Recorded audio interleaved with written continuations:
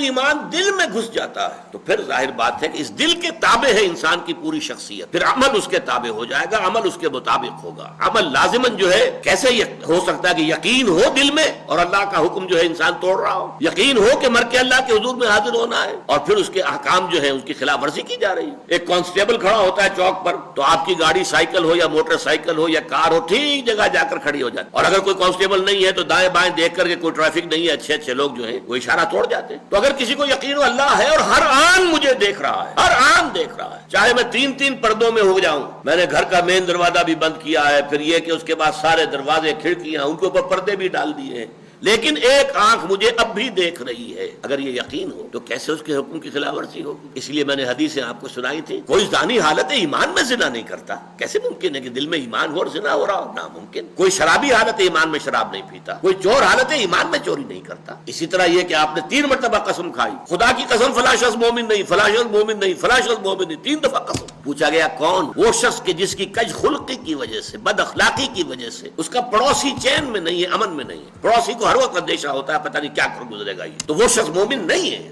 وہ نمازی ہو، وہ روزے دار ہو، وہ متقی ہو، وہ داڑھی والا ہو، سب کچھ ہو، لیکن یہ کہ اگر پڑوسی امن میں نہیں، چین میں نہیں ہے تو وہ مومن نہیں ہے، نہیں ہے، نہیں ہے۔ تو آپ بتائیے ایمان اور عمل صالح کو کیسے ایک دوسرے سے جدا کر دیں گے؟